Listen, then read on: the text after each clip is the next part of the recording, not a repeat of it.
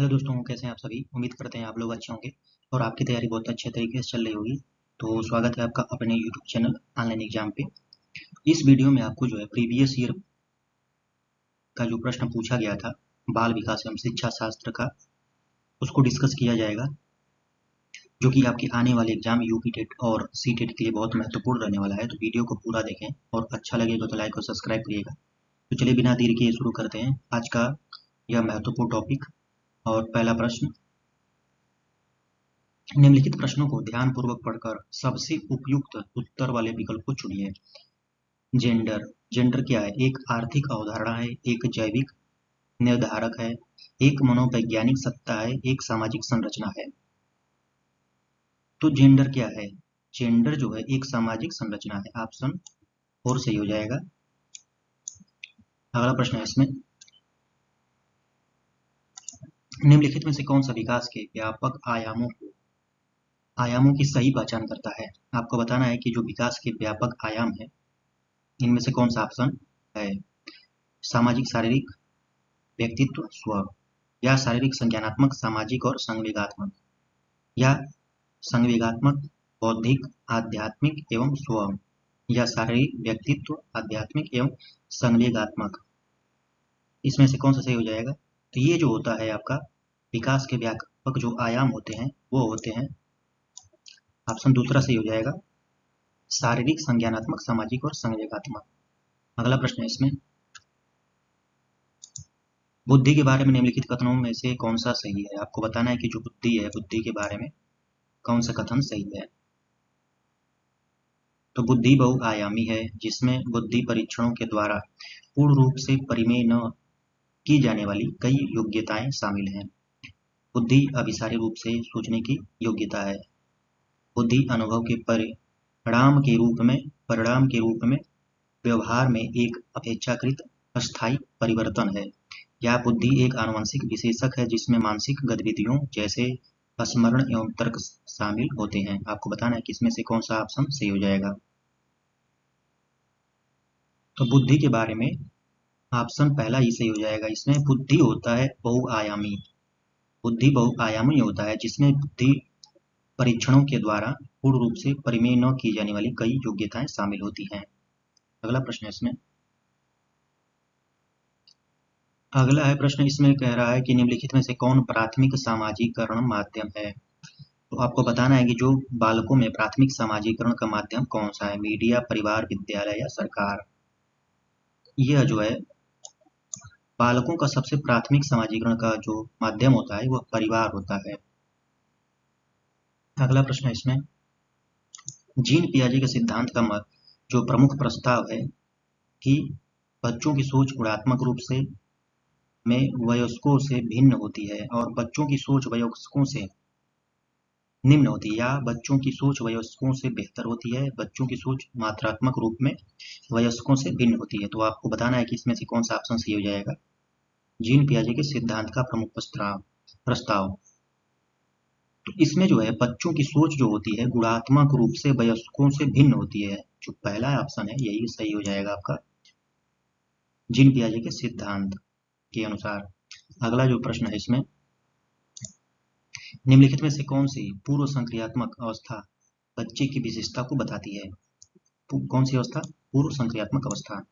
विचारों की अनुक्रमणिका, या वर्तुल प्रतिक्रिया, या लक्ष्य निर्देशित व्यवहार, या विलंबित अनुकरण। तो इसमें जो है विचारों की अनुत्क्रमणिका जो होता है वह पूर्व संक्रियात्मक अवस्था बच्चे की विशेषता को बताती है।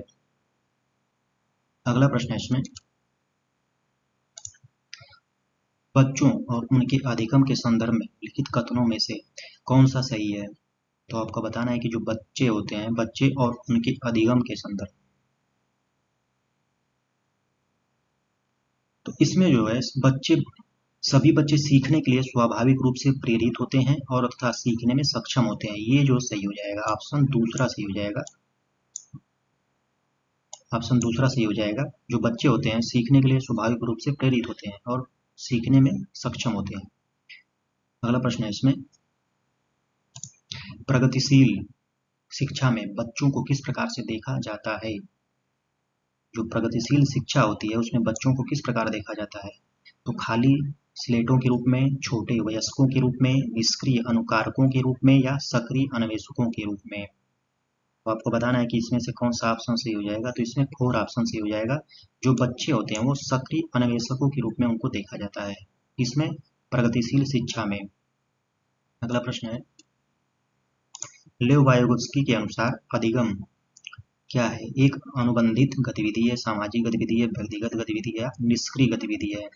तो आपको बताना है कि इसमें से लेव जो वाइगोत्स्की के अनुसार अधिगम क्या है? तो लेव वाइगोत्स्की के अनुसार अधिगम एक सामाजिक गतिविधि है, सामाजिक गतिविधि। अगला प्रश्न है इसमें, जीन पियाजे के अनुसार बच्चे को पुरस्कार एवं दंड के सिद्धांतों का प्रयोग करते हुए विशिष्ट तरीके से व्यवहार करना एवं सीखना सिखाया जा सकता है, या ज्ञान को सक्रिय रूप से संरचित करते हैं जैसे जैसे वे दुनिया में व्यवहार कौशल का प्रयोग करते हैं तथा अन्वेषण करते हैं, या बच्चे प्रेक्षणात्मक अधिगम की प्रक्रिया का अनुसरण करते हुए दूसरों का अवलोकन करके सीखते हैं, या उद्दीपन अनुक्रिया संबंधों के सावधानीपूर्ण नियंत्रण के द्वारा एक विशेष तरीके से व्यवहार करने के लिए अनुबंधित किया जा सकता है। आपको बताना है कि जीन पियाजे के अनुसार बच्चे क्या करते हैं। इसमें जो है दूसरा ऑप्शन सही हो जाएगा। बच्चे जो ज्ञान को सक्रिय रूप से संरचित करते हैं और जैसे जैसे वे दुनिया में व्यवहार कौशल का प्रयोग करते हैं तथा अन्वेषण करते हैं। अगला प्रश्न है इसमें, चालक विकास की दर में व्यक्तिगत विविधताएं होती हैं, फिर भी चालक विकास का क्रम डैश से डैश तक है। आपको बताना है कि इसमें क्या भरा जाएगा। इसमें जो हो जाएगा आपका 4 हो जाएगा, ऑप्शन 4 सही हो जाएगा। अपरिष्कृत स्थूल चालक विकास और परिष्कृत या सूक्ष्म चालक विकास तक है। अगला प्रश्न है इसमें, अगले प्रश्न में कह रहा है कि वह अवधि जो वयस्कता का संक्रमण की पहल करती है उसे क्या कहते हैं? बालकों में जो वयस्कता के संक्रमण की पहल करती है उसको क्या कहते हैं? तो बाल्यावस्था की समाप्ति, या किशोरावस्था, या पूर्व संक्रियात्मक अवधि, या मध्य बाल्यावस्था। तो कौन सा ऑप्शन इसमें सही हो जाएगा? तो इसमें जो है किशोरावस्था सही हो जाएगा। इसमें किशोरावस्था वह अवधि है जो वयस्कता के संक्रमण की पहल करती है। अगला प्रश्न है इसमें, एक प्रारंभिक कक्ष में एक बालक बालिका अपने साथ जो अनुभव लाती हैं उन्हें शामिल कर उनका संचय करना चाहिए, उन्हें अस्वीकार करना चाहिए, या उनकी उपेक्षा करनी चाहिए, या उन पर ध्यान नहीं देना चाहिए। तो इसमें से कौन सा सही हो जाएगा? इसमें जो है सबसे पहला ही सही हो जाएगा, उन्हें शामिल कर उनका संचय करना चाहिए। एक बच्चा तर्क प्रस्तुत करता है कि हिंज को दवाई की चोरी नहीं करनी चाहिए। वह दवाई जो उसकी पत्नी की जान बचाने के लिए जरूरी है, क्योंकि यदि वह ऐसा करता है तो उसे पकड़ा जाएगा और जेल भेज दिया जाएगा। कोलबर्ग के अनुसार वह बच्चा नैतिक समझ की किस अवस्था के अंतर्गत आता है? सार्वभौम नैतिक सिद्धांत अभिविन्यास, यंत्री उद्देश्य अभिविन्यास, या सामाजिक क्रम नियंत्रक अभिविन्यास, या दंड एवं आज्ञा पालन अभिविन्यास। तो इसमें से आपको बताना है कि कौन सा ऑप्शन सही हो जाएगा। तो इसमें आपका 4th ऑप्शन सही हो जाएगा, दंड एवं आज्ञा पालन अभिविन्यास। कोलबर्ग जो थे नैतिक विकास का सिद्धांत को दिए थे, उन्हीं के बारे में पूछ रहा है कि जो बच्चा है नैतिक समझ की किस अवस्था के अंतर्गत आता है? तो दंड एवं आज्ञा पालन अभिविन्यास के। अगला प्रश्न है इसमें, जो बच्चे स्वयं से मौखिक संवाद करते हैं उन्हें लेव वाइगोत्स्की क्या कहते हैं? आपको बताना है कि जो बच्चे होते हैं वो स्वयं से मौखिक संवाद करते हैं तो उनको जो है लेव वाइगोत्स्की क्या कहते हैं? समस्यात्मक वार्ता, अहम केंद्रित वार्ता, या व्यक्तिगत वार्ता, या भ्रांत वार्ता। तो इसमें जो होता है, बच्चे जब स्वयं से बात करते हैं, संवाद करते हैं, तो उसको कहा जाता है व्यक्तिगत वार्ता। किसने कहा था? लेव वाइगोत्स्की ने। अगला प्रश्न इसमें, खिलौने, पहनावे की वस्तुएं, घरेलू सामग्रियां, व्यवसायों एवं रंगों को विशिष्ट लिंग के साथ संबंधित करना क्या प्रदर्शित करता है? इसमें जो है जेंडर प्रासंगिकता, विकसित जेंडर पहचान, जेंडर रूढ़िवादिता या जेंडर सिद्धांत। तो इसमें जो है जेंडर रूढ़िवादिता जो है प्रस्तुत कर रहा है। अगला प्रश्न है इसमें, एक शिक्षक को चाहिए कि, एक शिक्षक को क्या चाहिए? तो इसमें से आप बता सकते हैं इसमें से कौन सा ऑप्शन सही हो जाएगा? तो इसमें पहला सही हो जाएगा, पहला ऑप्शन सही हो जाएगा। यह जो है संप्रेषित करें कि वह कक्षा कक्ष में सभी संस्कृतियों का सम्मान करता है एवं महत्व देता है। तो शिक्षक को चाहिए कि वह जो है सभी संस्कृतियों का सम्मान करता है एवं महत्व देता है कक्षा कक्ष में। अगला प्रश्न है इसमें,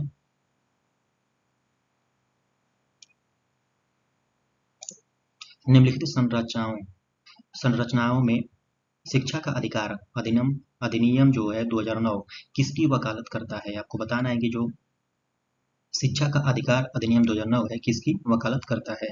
मुख्य धारा शिक्षा, एकीकृत शिक्षा, समावेशी शिक्षा या पृथक्करण। तो इसमें जो है ऑप्शन तीसरा सही हो जाएगा, समावेशी शिक्षण। जो शिक्षा का अधिकार अधिनियम 2009 है वह जो है समावेशी शिक्षण की वकालत करता है। डैश, यह विचारधारा है कि सभी बच्चों को एक नियमित विद्यालय व्यवस्था में समान शिक्षा प्राप्त करने का अधिकार हो। तो आपसे इसमें जो है आपको बताना है कि कौन सा ऑप्शन सही हो जाएगा, बहुल सांस्कृतिक शिक्षा, समावेशी शिक्षा, मुख्य धारा शिक्षा या विशेष शिक्षा। तो ऑप्शन जो दूसरा हो जाएगा समावेशी शिक्षा। अगला प्रश्न इसमें,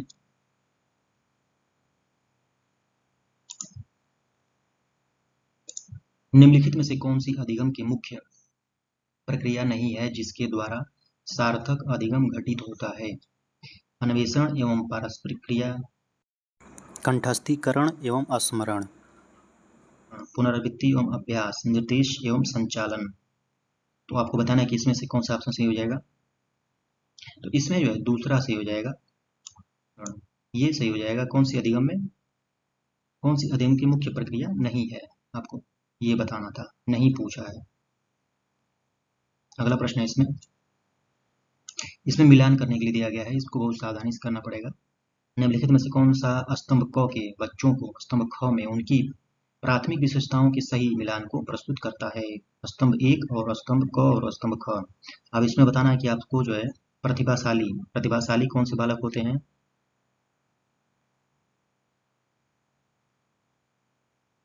तो प्रतिभाशाली जो शीघ्रता से एवं स्वतंत्र रूप से सीखने की योग्यता रखते हैं, इसको जो कहा जाता है प्रतिभाशाली बच्चे। अगला है अधिगम असक्तता। अधिगम असक्तता को हम लोग क्या कहते हैं? तो इसको कहते हैं धारा प्रवाह पढ़ने में कमी है, धारा प्रवाह पढ़ने में कमी है। अब इसके बाद सृजनात्मकता, इसका जो हो जाएगा दूसरा, मूल समाधानों के बारे में सोच सकता है। और अवधान कमी या अति सक्रियता व्यतिक्रम, इसको जो कहा जाता है आसानी से विचलित होने की आदत है। तो इसका ऑप्शन जो हो जाएगा आपका तीसरा सही हो जाएगा, 4 1 2 3, 4 1 2 3। अगला प्रश्न है इसमें, बच्चे प्रभावी रूप से सीखते हैं जब वे विभिन्न गतिविधियों एवं कार्यों में सक्रिय रूप से भाग लेते हैं, या शिक्षक कक्षा में होने वाली सभी घटनाओं व बच्चों को पूर्ण रूप से नियंत्रित करता है, या पाठ्य पुस्तक में दिए गए तथ्यों को याद करते हैं, या वे श्यामपट्ट पर अध्यापक के द्वारा लिखे गए उत्तरों को नकल करते हैं। तो आपको बताना है कि बच्चे जो है प्रभावी रूप से सीखते हैं जब, यानी कि कब सीखते हैं। तो ये जो है पहला ही ऑप्शन इसमें सही हो जाएगा, वे विभिन्न गतिविधियों एवं कार्यों में सक्रिय रूप से भाग लेते हैं। जब इसी गतिविधि में बच्चे भाग लेंगे तभी तो वो अच्छे से सीख पाएंगे प्रभावी रूप से। तो ये पहला वाला ऑप्शन सही हो जाएगा। अगला प्रश्न है इसमें, बच्चों को कक्षा में प्रश्न पूछने से रोकना चाहिए, पूछने के लिए प्रेरित करना चाहिए, पूछने के लिए हतोत्साहित करना चाहिए या पूछने की अनुमति नहीं देनी चाहिए। तो आपको बताना है इसमें कि कौन सा ऑप्शन सही हो जाएगा। तो इसमें जो है टीचर को चाहिए कि बच्चों को कक्षा में प्रश्न जो है पूछने के लिए प्रेरित करना चाहिए, न कि उनको हतोत्साहित या अनुमति नहीं देना, ऐसा नहीं करना चाहिए। तो ऑप्शन जो है दूसरा सही हो जाएगा, बच्चों को कक्षा में प्रश्न पूछने के लिए प्रेरित करना चाहिए। अगला प्रश्न है, संरचनात्मक दृष्टिकोण के अनुसार अधिगम डैश है। तो इसमें जो है दूसरा सही हो जाएगा, एक सक्रिय एवं सामाजिक प्रक्रिया। अगला प्रश्न है, जब शिक्षक को विद्यार्थियों एवं उनकी योग्यताओं के बारे में सकारात्मक विश्वास होता है तब विद्यार्थी किसी भी रूप में प्रभावित नहीं होते हैं, सीखने के लिए उत्सुक एवं प्रेरित रहते हैं, निश्चिंत हो जाते हैं तथा सीखने के लिए किसी भी तरह का प्रयास करना बंद कर देते हैं, का उत्साह भंग हो जाता है तथा वे दबाव में आ जाते हैं। तो आपको बताना है कि इनमें ऑप्शन कौन सा सही हो जाएगा। तो इसमें जो है दूसरा सही हो जाएगा, सीखने के लिए उत्सुक एवं प्रेरित रहते हैं। जब जो है शिक्षक को विद्यार्थियों में उनकी योग्यताओं के बारे में सकारात्मक विश्वास होता है तब जो है विद्यार्थी सीखने के लिए उत्सुक एवं प्रेरित रहते हैं। ऑप्शन दूसरा सही हो जाएगा। अगला प्रश्न है इसमें, बच्चों की गलतियां क्या है, शिक्षण अधिगम प्रक्रिया में महत्वहीन है, प्रदर्शित करती हैं कि बच्चे कितने लापरवाह हैं, बार बार अभ्यास करने के लिए कहकर तुरंत सुधार देनी चाहिए, अधिगम प्रक्रिया का एक भाग है तथा उनके विचारों को एक अंतर्दृष्टि देती है। तो आपको बताना है कि इसमें से कौन सा ऑप्शन सही हो जाएगा। तो बच्चों की जो गलतियां होती हैं वो क्या होती हैं, वो अधिगम यानी सीखने की प्रक्रिया है, एक भाग है, प्रक्रिया का एक भाग है तथा उनके विचारों को एक अंतर्दृष्टि देती है। तो ऑप्शन जो है चौथा सही हो जाएगा, फोर्थ ऑप्शन, बच्चों की गलतियां। अगला प्रश्न है इसमें, मूल्यांकन डैश क्या है। तो वस्तुनिष्ठ प्रकार के लिखित कार्यों पर आधारित होना चाहिए, एक अलग गतिविधि के रूप में लेना चाहिए या शिक्षण अधिगम प्रक्रिया का एक भाग होना चाहिए, केवल नंबरों के संदर्भ में करना चाहिए। कौन सा ऑप्शन इसमें सही हो जाएगा, किसके बारे में पूछ रहा है, मूल्यांकन। इसमें जो है तीसरा ऑप्शन सही हो जाएगा, शिक्षण अधिगम प्रक्रिया का एक भाग होना चाहिए। अगला प्रश्न है इसमें, नीचे लिखी हुई स्थिति किस सिद्धांत को दर्शाती है।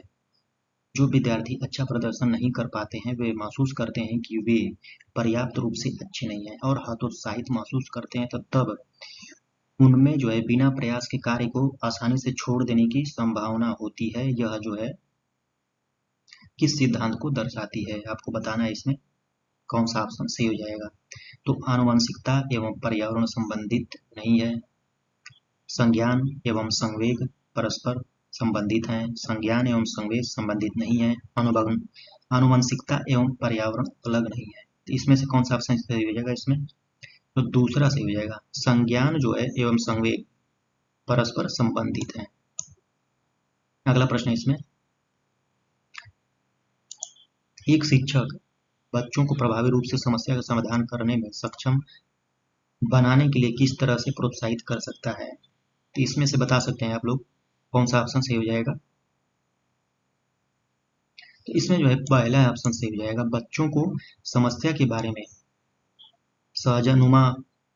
सहजानुभूत अनुमान लगाने एवं बहुविकल्पों को देखने के लिए प्रोत्साहित करके। तो आप लोग जो है वीडियो, अगर आप चैनल पर नए हैं तो वीडियो को लाइक कर दीजिएगा और सब्सक्राइब कर लीजिएगा, जिससे कि आपको नोटिफिकेशन जो है मिलता रहेगा।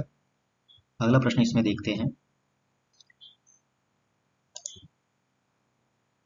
विधियां जिनके प्रयोग में विद्यार्थियों को स्व पहल व प्रयास शामिल है, निम्न में से किसका उदाहरण है।